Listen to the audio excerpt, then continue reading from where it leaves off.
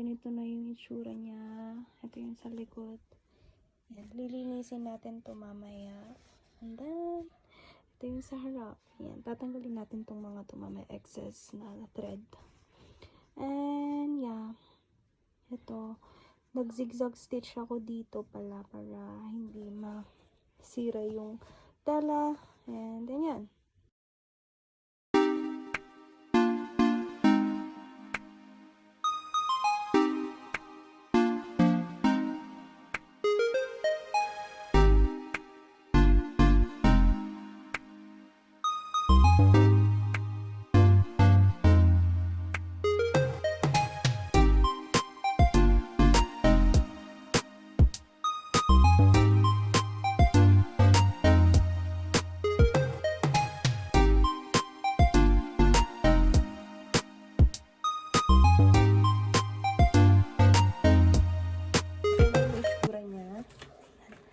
Ito na siya pag nakasuot.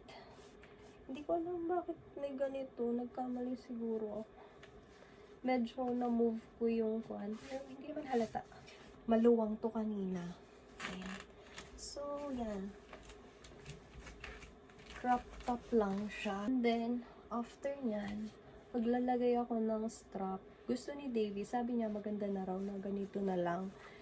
Pero sabi ko, di naman ako nagsusuot ng tube. So, para magamit ko siya. Kasi ayoko naman na parang nagsasayang lang ako ng mga tela, mga sinulid, effort, time. So, maglalagay ako ng strap.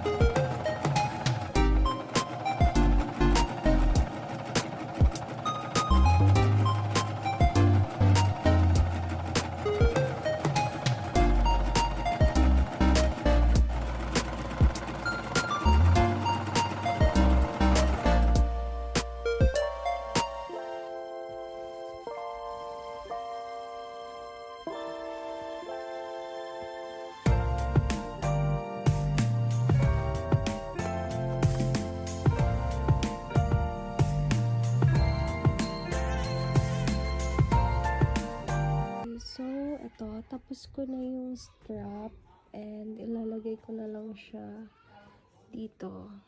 Yan. And okay lang na nakalabas to kasi matatakpan yan mamaya. Ilalagay ko yung sleeves. So, ipapasok ko lang. Ganyan. And medyo hinabaan ko yung strap para syempre may space. Yan.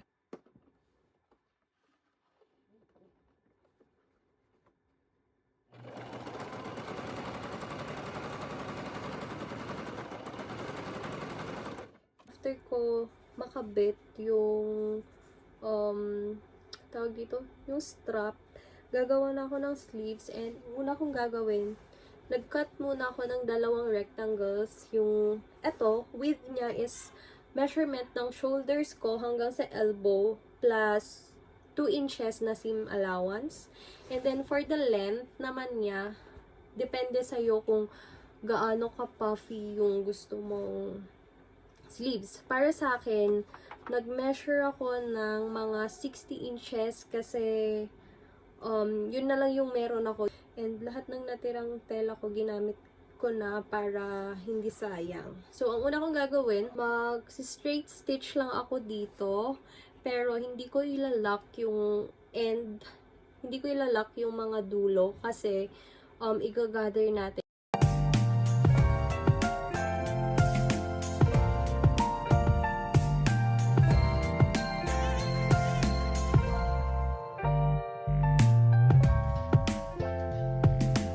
Kuhanin natin, 'di ba dalawa yung thread. likod tsaka harap. So, kung pumili ka ng isa, tapos itali mo siya, parang malak lang. Para i-lock yung, pasensya na po, hindi ako marunong sa mga, hindi ko alam mga sinasabi ko, Diyos ko. Tapos, yung kabila naman, hilain natin siya. Tulad nung ginawa natin nung last. Hila-hila lang, and then ganyan. Hila. Mag-ingat lang kasi kapag naputol yung sinulid, uulitin na naman natin. Yan. Nung una ko tong ginawa, Diyos ko, parusa. Ganito yung mga ginagawa nila sa mga palda. And yung mga damit na may ganyan-ganyan. Yung mga damit na may ganyan. Ganito ginagawa nila. Ewan ko lang pala sa mga, pag may mga machine na, meron na rin atang machine na pang ganito eh. Pero ewan ko. Dahil wala tayong ganun. Pero may kamay naman tayo. So, ayan. O, diba? Okay, so, ito na yung sleeves. Dalawa sila. And nag-gather ko na. Hindi masyadong maganda yung magkakagather ko. Pero, tinatamad na ako. Lalagay ko na siya. Ikakabit ko na dun sa strap.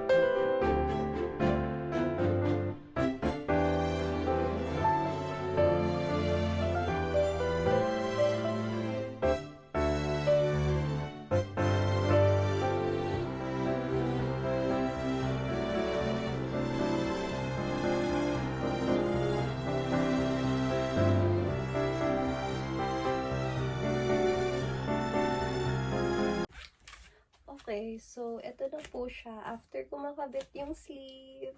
Okay, para dun sa elastic niya dun sa sleeves, i-measure ko lang yung size ng braso ko. Kasi dun ko naman gusto. Siguro dito. Meron ako ditong elastic. And, ang gagawin ko, i-measure ko lang siyang ganyan. And then, mag-a-add lang siguro ako ng 1 inch na seam allowance. Seam allowance. Basta yung pagkakabitan. Pero, wag din masyadong masikip para makahinga yung braso and hindi ka masaktan habang suot-suot mo yung damit. Kasi minsan, di ba, pag masyadong masikip yung elastic, masakit din siya, lalo na pag suot mo ng matagal. Ayan. Sana matapos ko to ngayon. Kasi sobrang, medyo matagal ko na siyang ginagawa. Kasi, gabi lang talaga ako nakakatahi or gabi ko lang nagagawa yung mga gusto kong gawin kasi nga, syempre nagbabantay ako ng anak ko and yun. Sa gabi naman, minsan nasisingit ko pero nag-aaral kasi ako so mas inuuna ko yun kesa dito.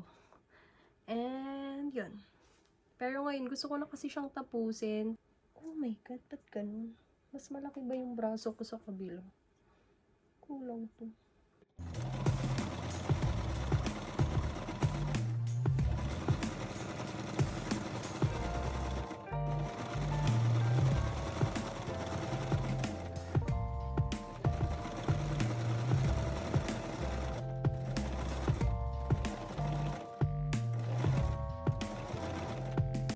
Ayan na siya. Yan na yung dulo ng sleeves. Na-hem. Hindi pa rin siya perfect, pero at least mas malinis naman kumpara dati. Diba? Yan. Yan.